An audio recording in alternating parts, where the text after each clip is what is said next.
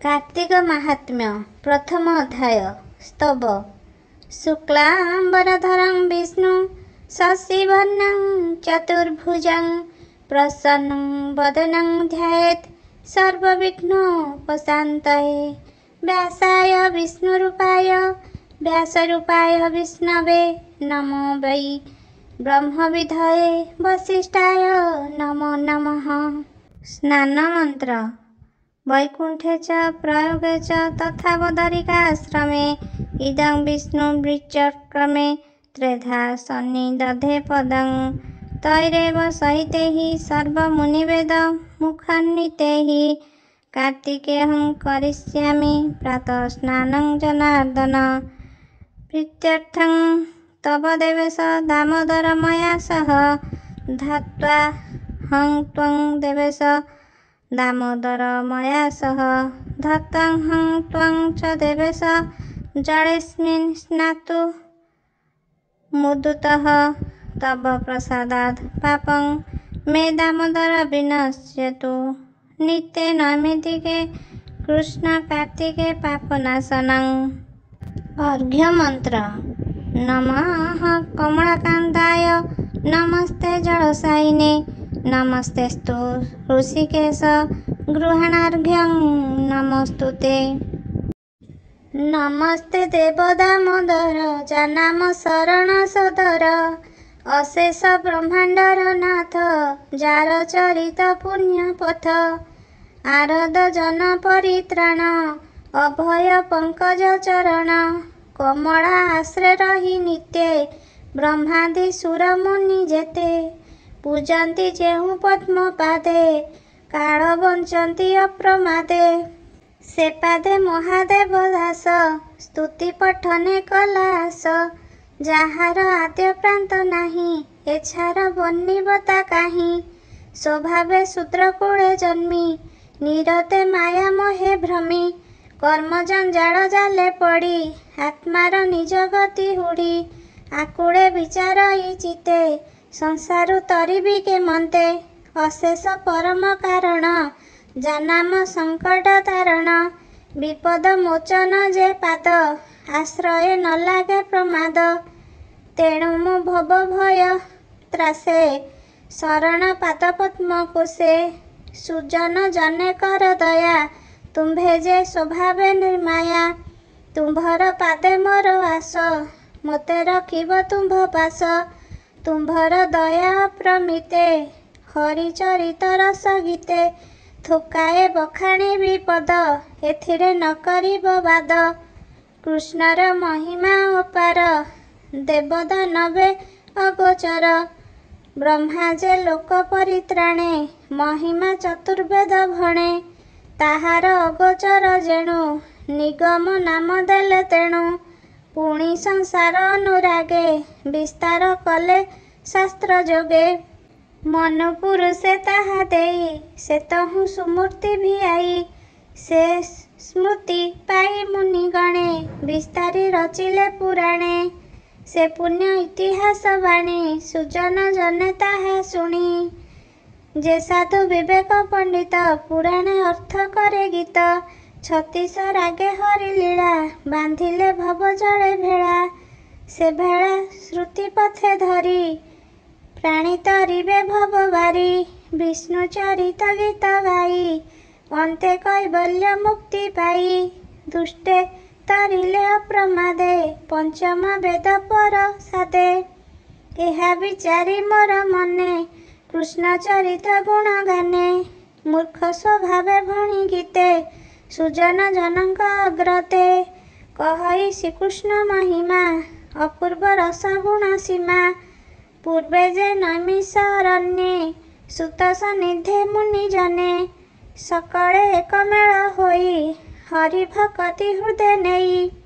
ପୁଛନ୍ତି କୋମଳ ବଚନେ ହେ ସୁତ ଶୁଣ ସାବଧାନେ ଯେତେ କହିଲ ଧର୍ମ କଥା ହରିଚରିତ ଗୁଣ ଗାଥା ଶୁଣିଲୁ ତୁମ୍ଭ ପରସନ୍ନେ ଆମ୍ଭେ ଅଶେଷ ଜନ୍ମ ପୁଣ୍ୟେ ଏବେ ପଚାରୁଛ ନାହିତେ ସଂସାରେ ଧର୍ମ ଭାଗ ଯେତେ ଯଜ୍ଞାନ୍ତି ବ୍ରତ ତପ ଦାନ ତୀର୍ଥ ସେବନେ ଯେତେ ପୁଣ୍ୟ ଯୋଗ ସମାଧି କ୍ରିୟା କୀର୍ତ୍ତି ଚତୁର ଆଶ୍ରମ ଯେ ନୀତି ଏ ସର୍ବ ଧର୍ମ ପରେ ଶ୍ରେଷ୍ଠ କି ଅଛି କହ ତତ୍ତ୍ୱନିଷ୍ଠ ଗୃହାଶ୍ରମେ ତପ କରି ବିଷ୍ଣୁ ତୋଷନ୍ତି ନର ନାରୀ ଅଶେଷ ଜନ୍ମ ବନ୍ଧ ନାଶୀ ଅନ୍ତେ ବୈକୁଣ୍ଠପୁରେ ବସି ବିଷ୍ଣୁ କୈବଲ୍ୟ ଭୋଗ କରେ କି ଧର୍ମ ସଂସାରେ ପ୍ରଚାରେ ଏମନ୍ତେ ଧର୍ମ ଅଛି ଯହିଁ ଭୋମୁନି କହ ଦୟା ବହି ଏମନ୍ତେ ମୁନିଙ୍କ ଚରଣେ ସୁତ କହନ୍ତି ତୋଷ ମନେ। ସୁତ ଉବାଚ ବୋଲନ୍ତି ଶୁଣ ବୁଧ ଗଣେ ଯେ ଧର୍ମ ପଙ୍କଜ ପୁରାଣେ ଉତ୍ତର ଖଣ୍ଡେ ଯେଉଁ ବାଣୀ ବ୍ୟାସଙ୍କ ମୁଖୁ ଅଛି ଶୁଣି ଯେ ବିଷ୍ଣୁ ସ୍ୱୟଂ ବ୍ୟାସ ରୂପୀ ସେ ବ୍ୟାସ ଶ୍ରୀକୃଷ୍ଣ ସ୍ୱରୂପୀ ସେ ବ୍ୟାସ ମୁଖରୁ ନିର୍ଗତ କାର୍ତ୍ତିକ କୃତ୍ୟ ମହାବ୍ରତ ସକଳ ଧର୍ମେ ସାର ଯେହି ତହିଁରେ ତୋଷ ଭାବଗ୍ରାହୀ ବିଷ୍ଣୁର ଅତ୍ୟନ୍ତ ପ୍ରୀତି ଯହିଁ ପ୍ରସନ୍ନ ବେଦପତି ଶିବ ସହିତେ ଦିଗ ପାଳେ ସନ୍ତୋଷ ଯେଉଁ ବ୍ରତ ଫଳେ ସକଳ ପାପ ଯହିଁ ହରି ମୁକ୍ତି ଲଭନ୍ତି ନର ନାରୀ ଯେ ବ୍ରତେ ହୁଏ ରୋଗ ନାଶ ସକଳ ପାପ ଯାଏ ଧ୍ୱଂସ ମିଳେ ଉତ୍ତମ ପୁତ୍ର ନାତି ବଢ଼ଇ ଆବର ସମ୍ପତ୍ତି ସକଳ ତୀର୍ଥ ଫଳ ପାଏ ଅନ୍ତେ ବୈକୁଣ୍ଠପୁର ଯାଏ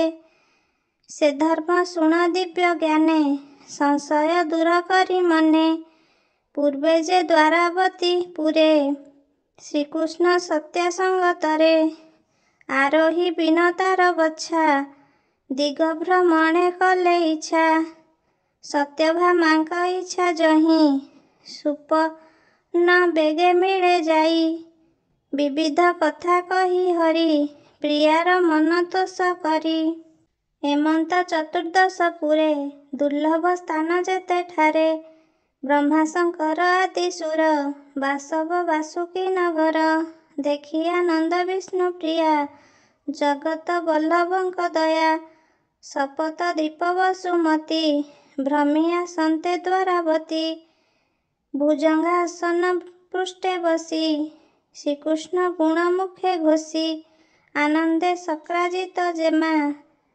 ନାମ ଯାହାର ସତ୍ୟଭାମା।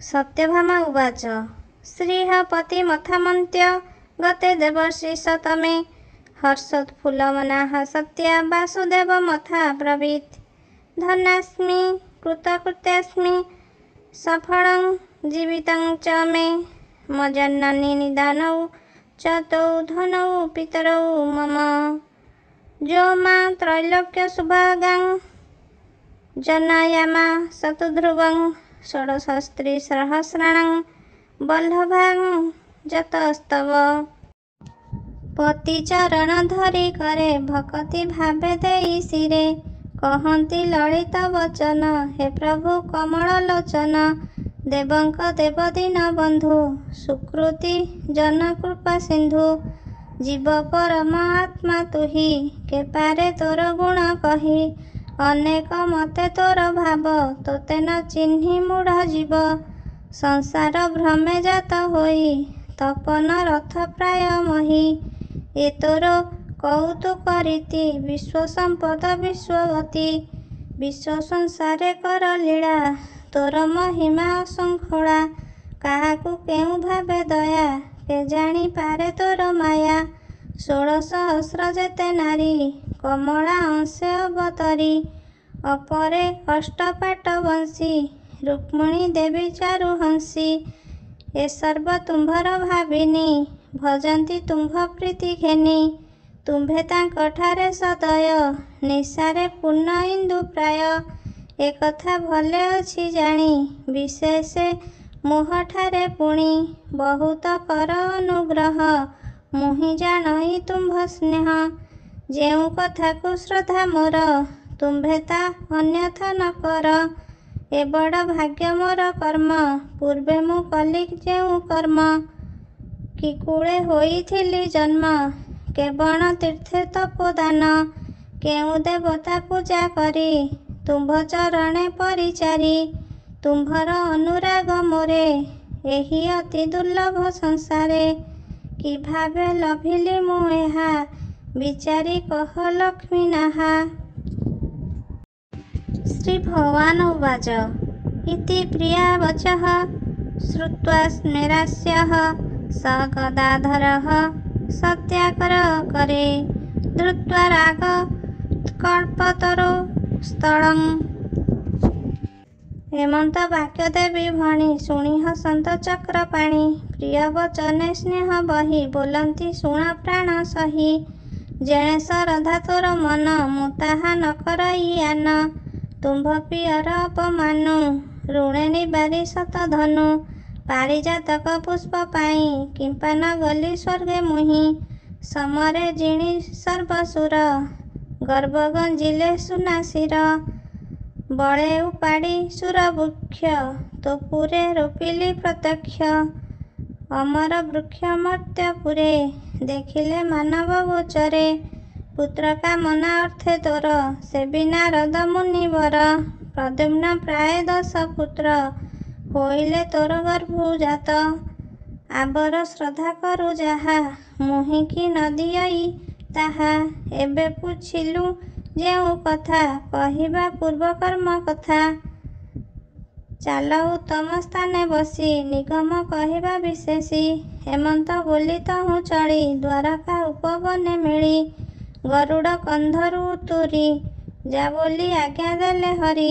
କୃଷ୍ଣର ଆଜ୍ଞା ଅନୁରୂପେ ଚଳିଲା ଯେ ରମ୍ୟକ ଦୀପେ। ସତ୍ୟଭାମାଙ୍କ ଭୁଜ ଧରି ଶ୍ରୀକୃଷ୍ଣ ଆନନ୍ଦେ ବିହରି। ପ୍ରବେଶ କଳ୍ପଦ୍ରୁମ ତଳେ ଯହିଁ ସକଳ ସୁଖ ମିଳେ। ବସନ୍ତ ଆଦି ଷଡ଼ ଋତୁ ଯେ ଯାହା ନିଜ ଗୁଣ ହେତୁ। ବନେ ସେବନ୍ତି କୃଷ୍ଣ ଆସେ ସଦା ବସନ୍ତି ଫଳ ପୁଷ୍ପେ। ସାରି ଶୁକ ଯେ ଜୀବ ଭୃଙ୍ଗେ ଯେ ଯାହା ଧ୍ୱନି ଅନୁରାଗେ।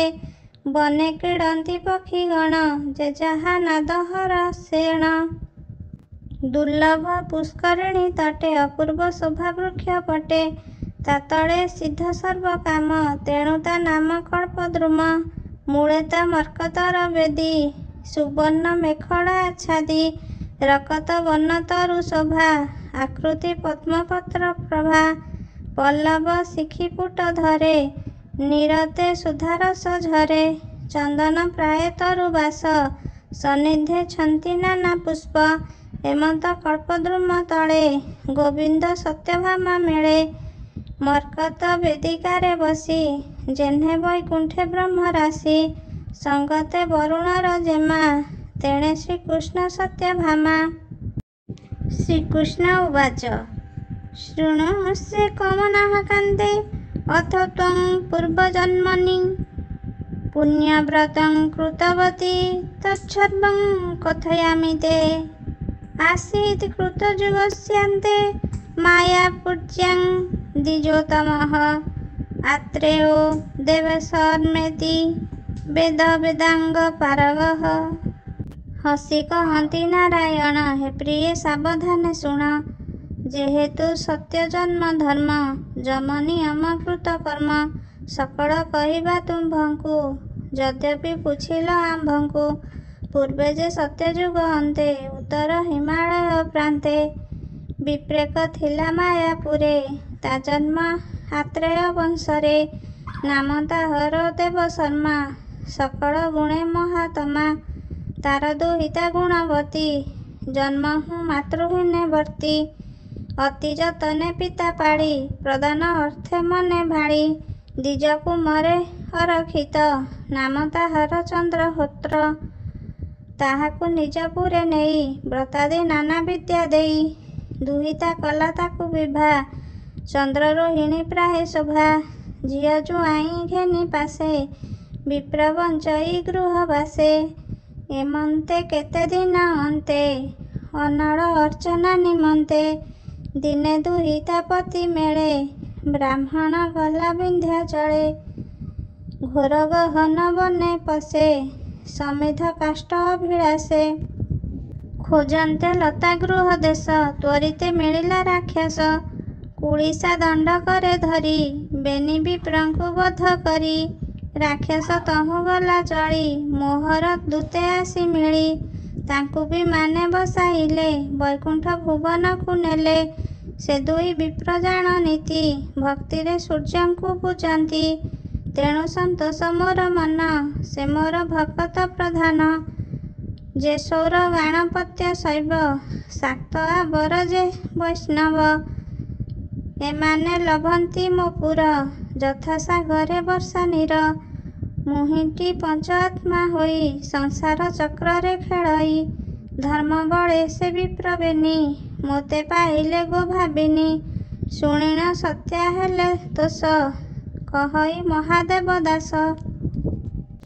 ଇତି ଶ୍ରୀ ପଦ୍ମ ପୁରାଣେ ଉତ୍ତରଖଣ୍ଡେ କାର୍ତ୍ତିକ ମାହାତ୍ମ୍ये ଦେବଶର୍ମା ଚନ୍ଦ୍ରହୋତ୍ର ମୋକ୍ଷଣେ ନାମ ପ୍ରଥମ ଅଧ୍ୟାୟଃ।